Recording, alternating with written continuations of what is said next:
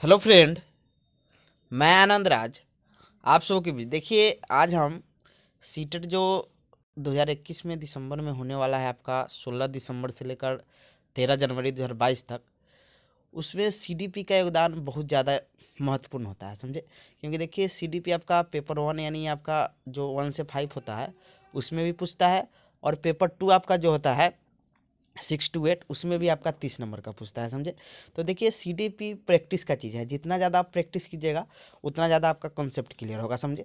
तो इसीलिए सीडीपी में प्रैक्टिस बहुत ज़्यादा इंपॉर्टेंट होता है। तो आइए हम स्टार्ट करते हैं। देखिए, बहुत इंपॉर्टेंट हम सीडीपी का 30 क्वेश्चन लेके आए हैं, इसको ध्यान से देखिएगा, समझे।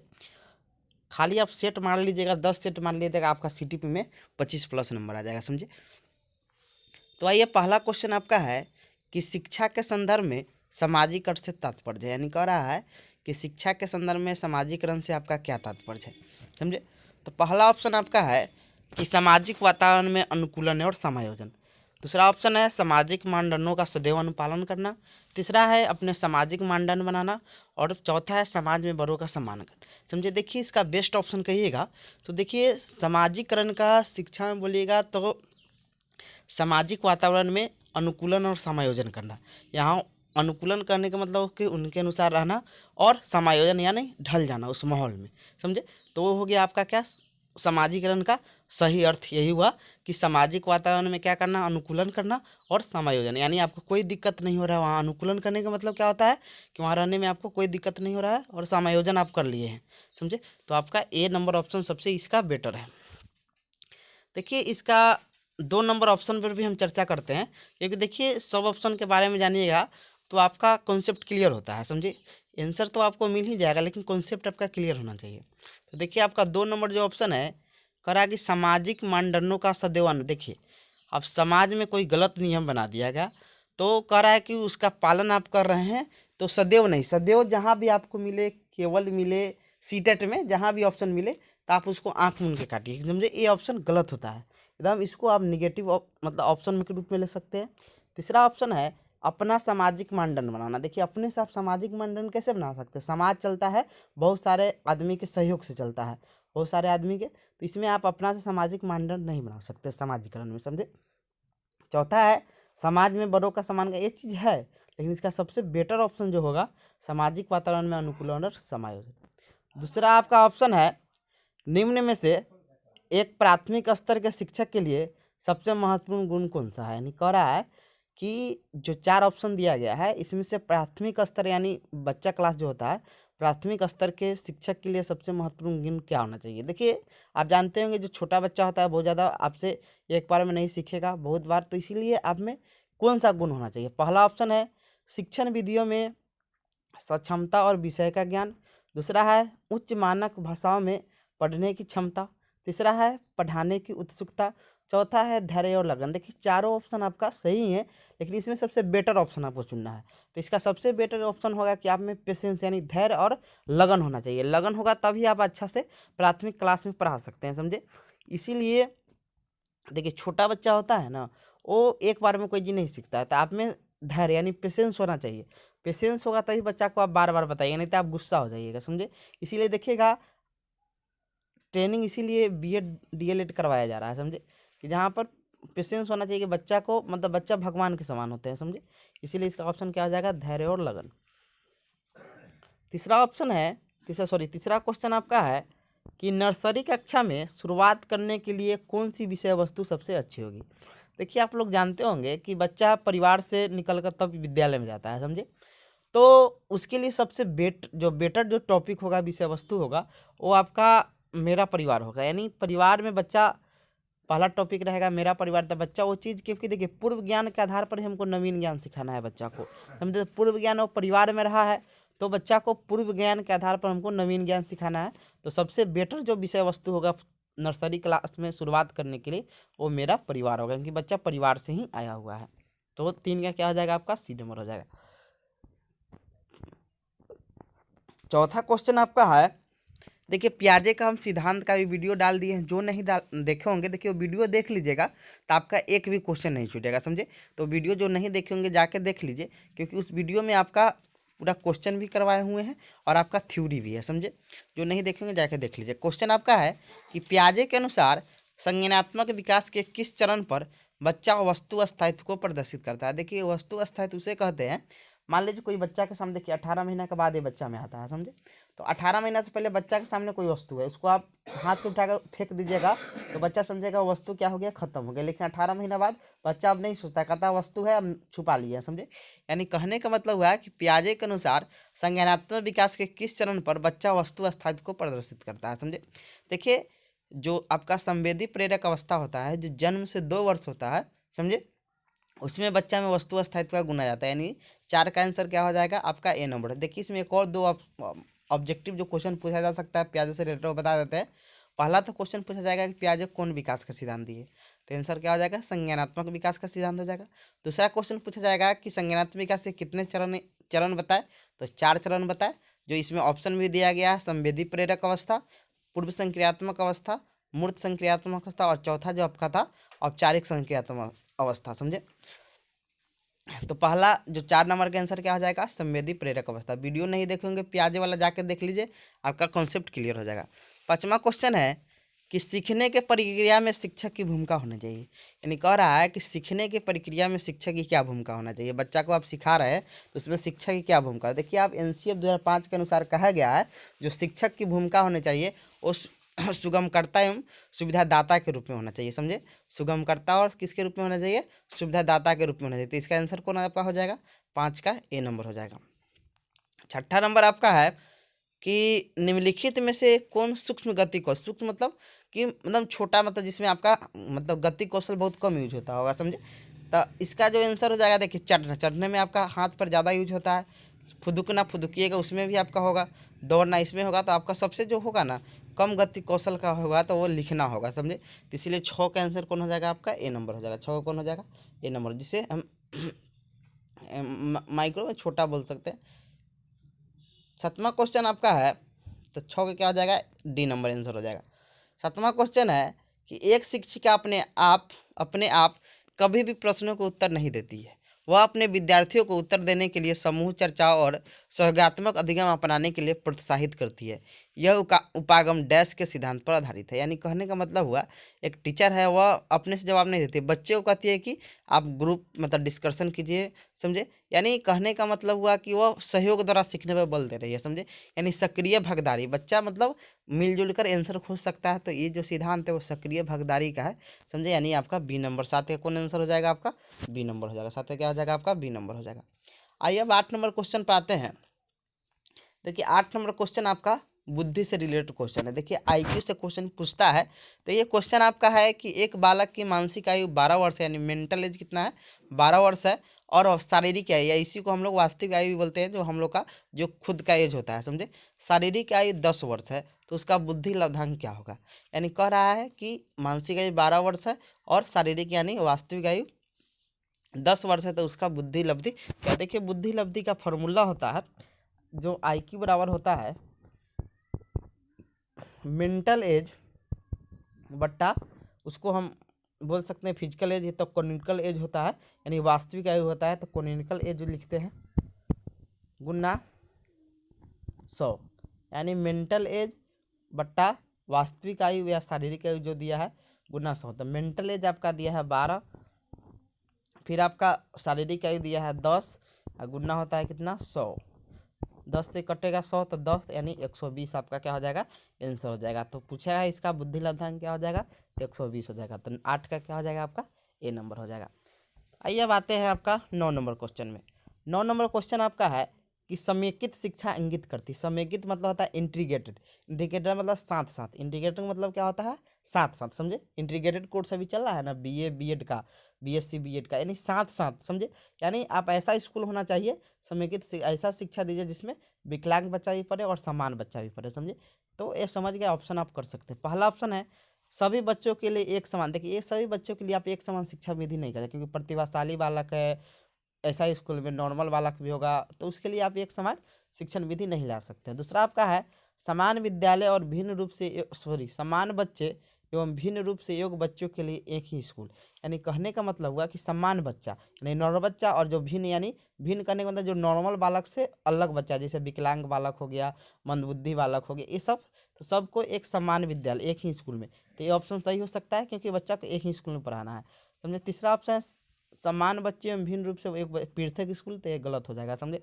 बच्चा को एक ही समान स्कूल में पढ़ाना है। ये आपको समावेशी शिक्षा में भी ये चीज़ कहा गया है, समेकित या समावेशी भी बोल सकते हैं।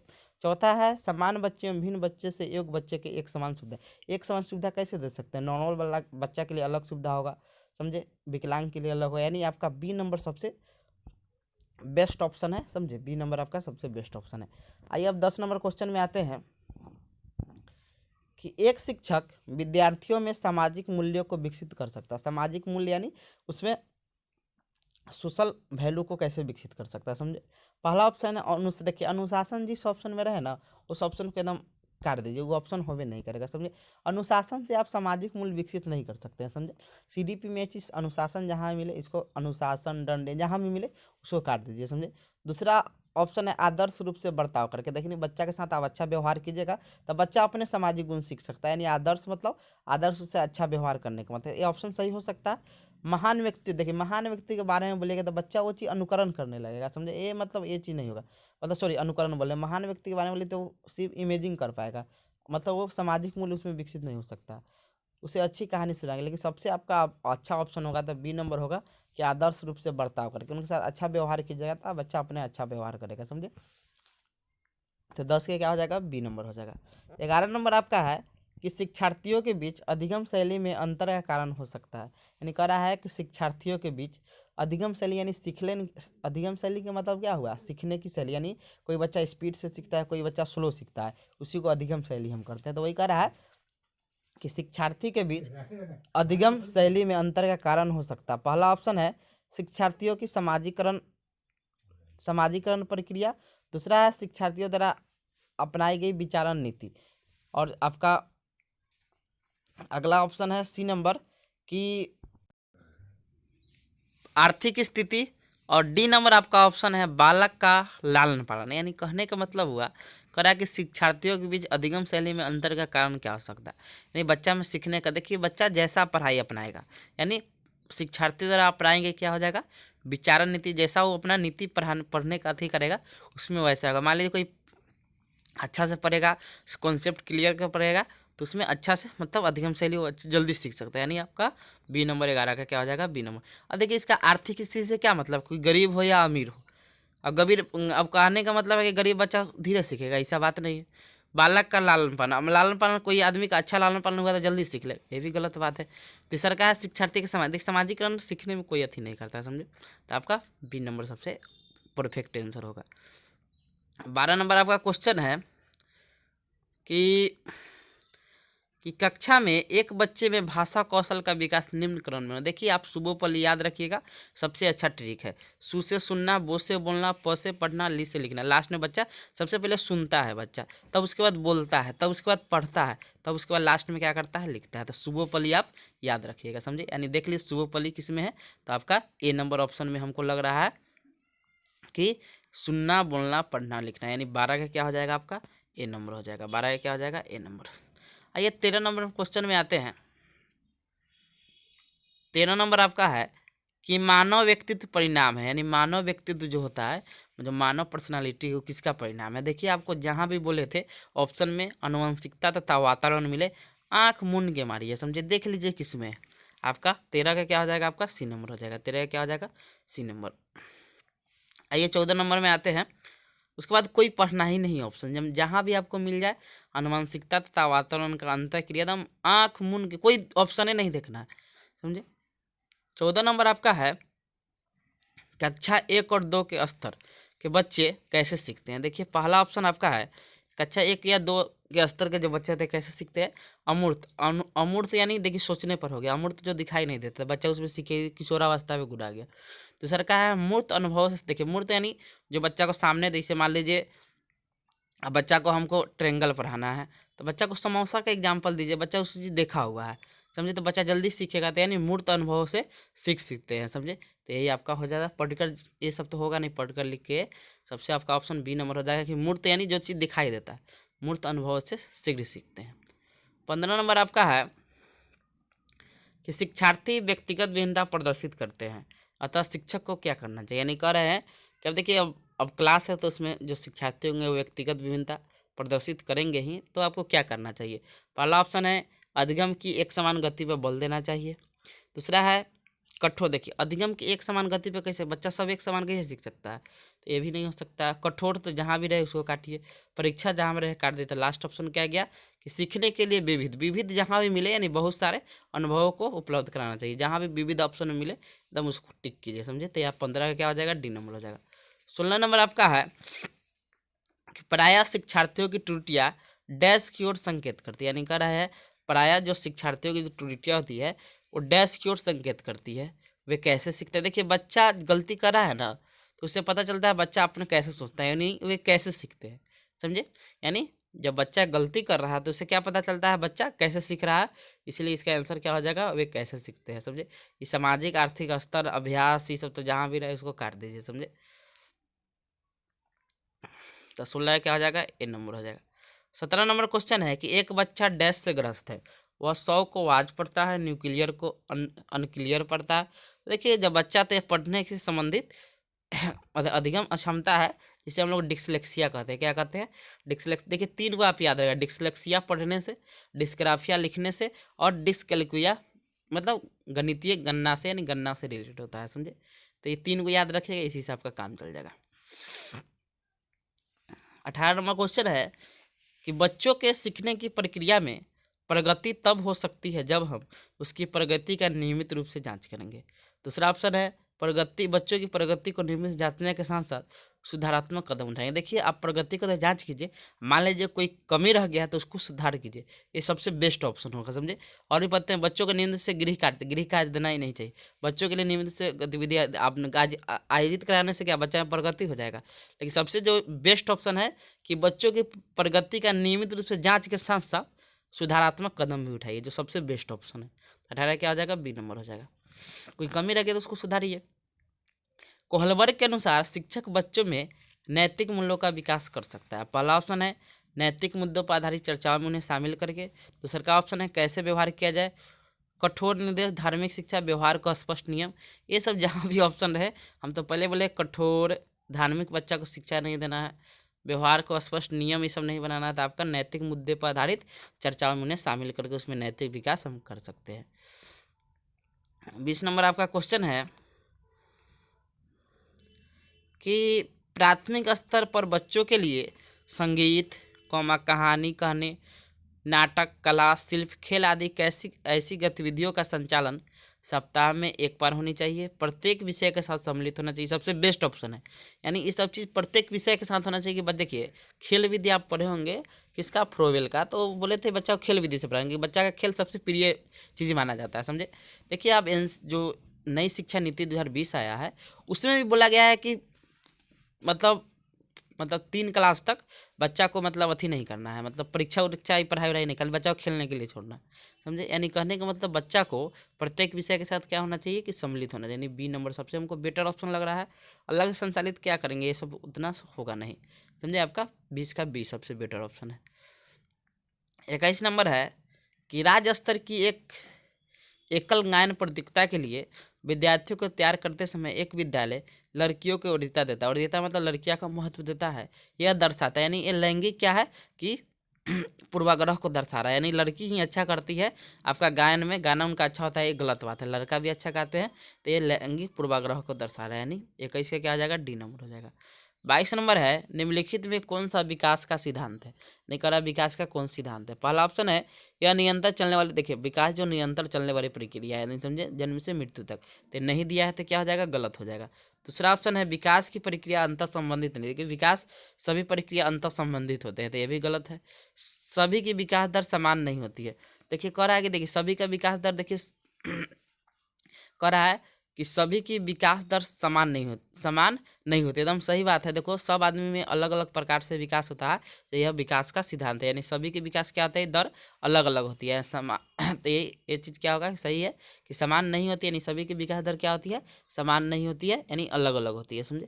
तो ये ऑप्शन सही हो जाएगा। विकास में देखिए विकास चक्रीय चलता है, समझे। कभी विकास क्या चलेगा, स्पीड से होता है तो कभी स्लो हो जाता है, यानी ये भी आपका ऑप्शन कट जाएगा, यानी आपका सी नंबर हो जाएगा कि विकास की दर क्या होती है, समान नहीं होती है। 23 नंबर आपका है कि यदि विद्यार्थी पाठ में रुचि न लेते प्रतीत हो रहे हैं तो शिक्षक को क्या करना चाहिए।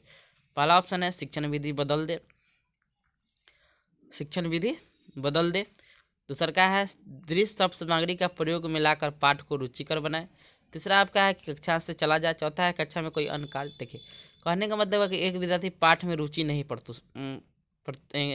रुचि नहीं लेते प्रतीत हो रहा है तो शिक्षक को क्या करना चाहिए।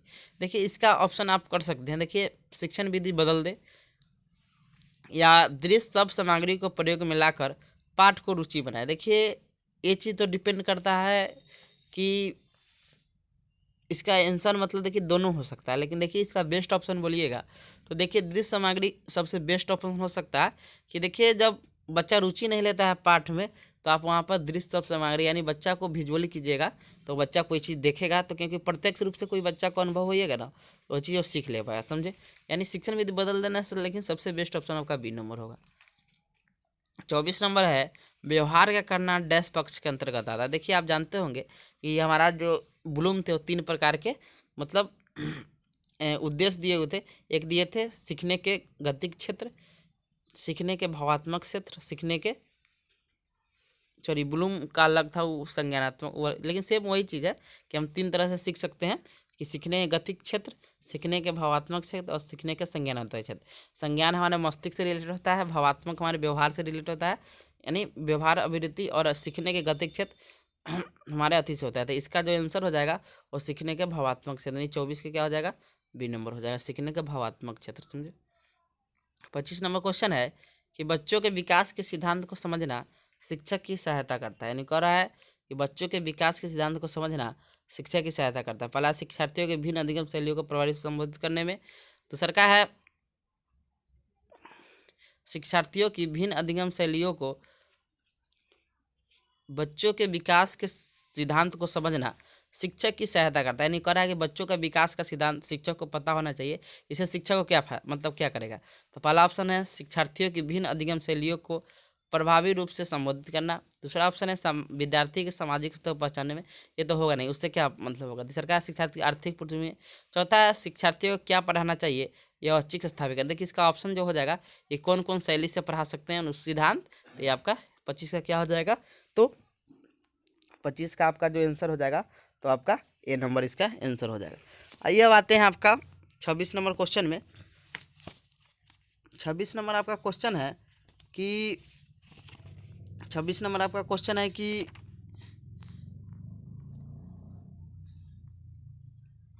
बच्चे उस वातावरण में सीखते हैं जहां ऑप्शन है उनके अनुभवों को प्राथमिकता दी जाती है।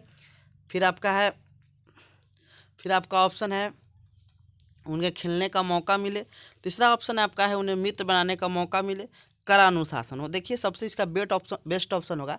देखिए जहाँ बच्चों का अनुभव की महत्व दिया जाता है वहाँ बच्चा क्या होते हैं बहुत अच्छा से सीख पाते हैं, समझे। तो यहाँ पर सबसे जो बेस्ट ऑप्शन होगा क्या होगा कि आपका तो ए नंबर हो जाएगा। तो 26 का आपका कौन आंसर हो जाएगा तो ए नंबर होगा कि वहाँ पर बच्चा को देखिए अनुभव का जहाँ महत्व दीजिएगा ना बच्चा वहाँ पर क्या होगा कि बहुत अच्छा सीखता है, समझे। तो ए नंबर इसका हो जाएगा, 26 का क्या हो जाएगा ए नंबर हो जाएगा। आइए अब 27 नंबर में आते हैं कि एक विद्यार्थी अपने अध्यापक से समय की पाबंदी सीखता है, यह उदाहरण है। यानी बच्चा देखकर सीख रहा है, यानी देखिए आप अल्बर्ट बंडूरा का आप सिद्धांत पढ़े होंगे तो उसमें बच्चा कोई चीज़ देख कर यानी प्रक्षेपण नाम दिए थे, यानी इसका 27 का जो आंसर हो जाएगा तो क्या हो जाएगा तो प्रक्षेपण अधिगम, यानी बच्चा देखता है उसे प्रक्षेपण अधिगम, समझे, यानी प्रक्षेपण अधिगम इसका आंसर हो जाएगा। 28 नंबर आपका है कि विद्यार्थियों को सीखने में जो रिक्तियाँ रह जाती है उनके निदान के बाद डैश करना चाहिए। तो क्या करना चाहिए, देखिए आप निदानात्मक पढ़े होंगे तो जब निदान का पता चल जाता है तो उसके बाद हम क्या करते हैं उसका उपचारात्मक करते हैं, यानी समुचित उपचारात्मक कार्य करेंगे। यानी 28 का आपका आंसर क्या हो जाएगा तो बी नंबर हो जाएगा। फिर आपका 29 नंबर क्वेश्चन है कि एक शिक्षक बच्चे द्वारा की गई छोटी छोटी गलतियों पर क्रोध प्रकट करता है या इंगित क्या करता है। यानी कह रहा है कि एक शिक्षक है बच्चों द्वारा छोटी छोटी गलतियों पर क्या कर रहा है, क्रोध पैदा मतलब प्रकट कर रहा है। ये देखिए इसमें वो जो टीचर है वो संवेगात्मक रूप से क्या है, संतुलित नहीं है, समझे। यानी संवेगात्मक रूप से क्या है, उसको घर से कोई टेंशन होगा या कोई होगा तो संतुलित नहीं, यानी डी नंबर हो जाएगा। लास्ट है आपका कि एनसीएफ 2005 के संबंध में निम्न में से कौन सा कथन सही है। पहला है यह भारत की विद्यालय शिक्षा के संबंध में एक संवैधानिक संशोधन है। दूसरा आपका ऑप्शन है कि यह एनसीईआरटी द्वारा तैयार किया गया दस्तावेज है जो भारत की विद्यालय शिक्षा के संबंध में संतुलित प्रदेश। एकदम सही बात है। देखिए पहला जो ऑप्शन है, संविधान में इसका कोई वर्णन नहीं, तो संविधान संशोधन होगा नहीं, एनसीईआरटी सही हो सकता है। तीसरा है भारत की गुणात्मक शिक्षा के संबंध में यूनेस्को, भाई तो होगा नहीं, ऐसा होगा नहीं, तो क्या जगह आपका बी नंबर हो जाएगा। तो आपका ये 30 क्वेश्चन हो गया। ऐसे ही आपको हम प्रैक्टिस सेट प्रत्येक दिन ले आएंगे, समझे। Thank you.